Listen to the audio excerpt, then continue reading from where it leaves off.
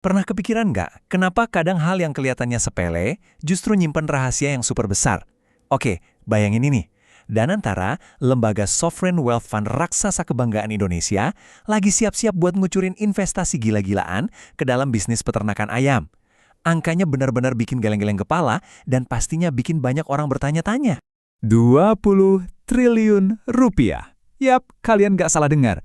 Misteri utama yang bakal kita obrolin kali ini adalah kenapa sih lembaga investasi top sekelas pemerintah mau ngabisin duit 20 triliun cuma buat urusan yang selama ini sering kita anggap sebagai bisnis rumahan atau jualan kaki lima. Sebenarnya ada permainan apa sih di balik layar industri ayam kita? Oke, mari kita mulai dari data resmi tahun 2025.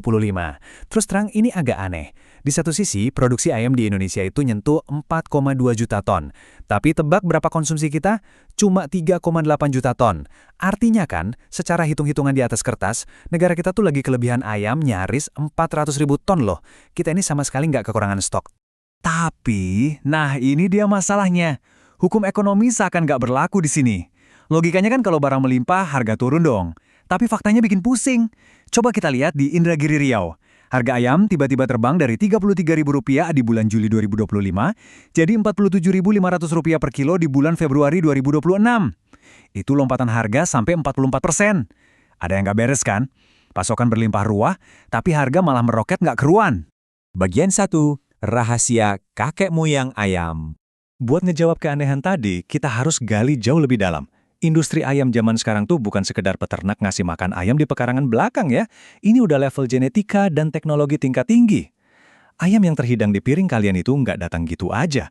Ada 4 tahap silsilah yang panjang. Mulai dari yang namanya grandparent stock atau kakek moyangnya. Lalu turun ke parent stock, baru deh netes jadi anak ayam umur sehari atau day old chicken. Nah, dari situ baru sampai ke final stock alias ayam potong yang kita makan tiap hari.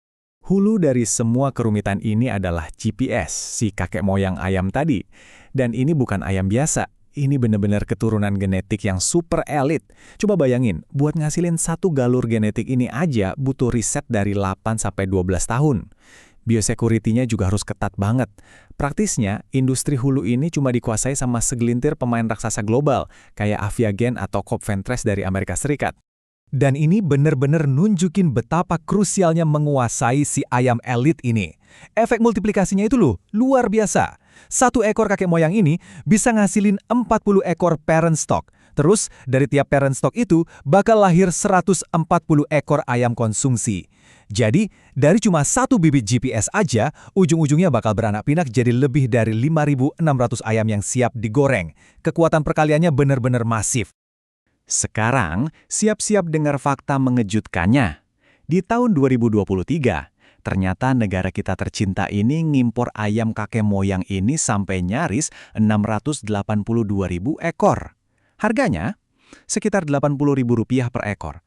Artinya, tiap tahun kita ngebakar sekitar Rp54 miliar cuma buat beli bibit elit yang nantinya bakal jadi 3,8 miliar ekor ayam potong. Intinya kerasa banget kan? Kemandirian pangan kita itu ternyata masih ngegantung banget sama impor. Bagian 2. Jebakan kartel ayam asing. Nah, pertanyaannya sekarang, kalau hulu kita sebegitu bergantungnya sama impor, siapa sih yang sebenarnya megang kendali masuknya genetika ini ke Indonesia? Kalian mungkin bakal kaget. Ternyata, 90% izin impor ayam elit ini dikuasain sama asing. Thailand nguasain 40%, Singapura 30%, dan Malaysia 20%. Sadar nggak sih, untuk urusan protein termurah kita aja, kita ini benar-benar rentan disetir sama negara tetangga. Dan parahnya, dominasi ini ujung-ujungnya bikin peternak lokal kita masuk ke dalam sebuah jebakan plasma. Kasian banget sebenarnya. Kayak yang pernah kejadian di negara lain macam Kazakhstan, peternak kita yang capek banting tulang, mereka yang nanggung risiko ayam pada mati, tapi nasib mereka tuh udah dikunci.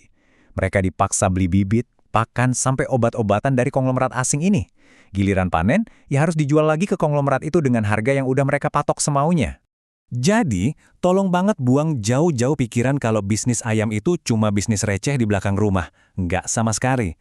Lihat aja angkanya. Satu konglomerasi asal Thailand bisa cetak duit sampai Rp67 triliun setahun, sementara perusahaan Singapura bisa dapat Rp55 triliun. Ini tuh kartel raksasa bernilai puluhan triliun rupiah yang beroperasi terang-terangan di depan mata kita. Kalau kita bedah lagi tuh pendapatan 67 triliun dari perusahaan Thailand tadi, makin kelihatan dominasi mereka yang benar-benar tanpa celah dari hulu ke hilir. Peternakan komersial, mereka raup 35 triliun. Jualan pakan, dapat 16 triliun. Daging olahan, masuk 11,9 triliun. Bahkan jualan anak ayam umur sehari aja, mereka narik 2,5 triliun. Mereka ngesedot habis semua potensi cuan di setiap titik rantai pasok. Nggak nyisa buat yang lain. Memang sih pasti ada aja pengamat yang bilang, udahlah pemerintah mending fokus urusin subsidi jagung buat pakan aja, biarin peternakan ngurus dirinya sendiri. Tapi kalau kita cuma main di pakan, ibaratnya kita cuma dapat remah-remahnya doang, sedangkan rantai pasok genetik dan pengolahan daging yang nilainya super duper gede itu, ya tetap aja dikuasain penuh sama konglomerat asing. Rugi dong kita? Bagian 3. Negara melawan balik. Nah, di titik inilah investasi 20 triliun dari Danantara tadi tiba-tiba jadi masuk akal banget. Ini adalah langkah balasan dari negara buat mecah monopoli dan ngebangun ekosistem sendiri. Contoh nyatanya udah mulai kelihatan di proyek percontohan di Bone, Sulawesi Selatan. Ini gila sih skalanya. Di lahan 12 hektar ada 200.000 ayam, pabrik yang netesin 2 juta anak ayam per bulan, pabrik pakan 10.000 ton, sampai rumah potong yang bisa ngeberesin 2.000 ayam per jam. Semuanya kumpul dan terintegrasi di satu tempat. Dan jangan salah kaprah, ini bukan cuma ajang bakar-bakar uang negara.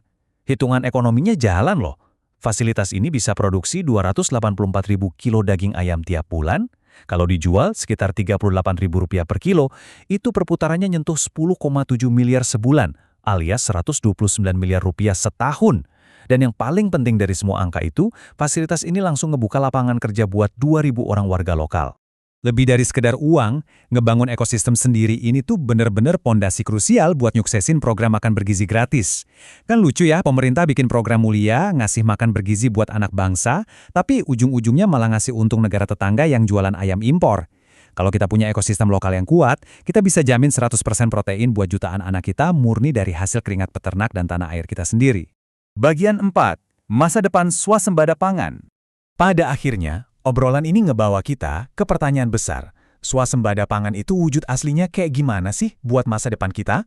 Oke, sekarang kita boleh tepuk tangan karena kita sukses surplus jagung. Bahkan kemarin bisa ekspor 1.200 ton ke Malaysia. Keren. Tapi swasembada yang sesungguhnya itu baru beneran terjadi kalau kita nggak cuma jago nyediain pakan, tapi juga berhasil merebut dan menguasai rantai pasok kakek moyang ayam elit tadi ke pangkuan Ibu Pertiwi.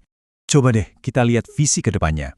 Rencananya, kalau pilot project di Bone ini sukses, Danantara bakal duplikasi konsep ini ke 30 titik raksasa di seluruh pelosok Indonesia.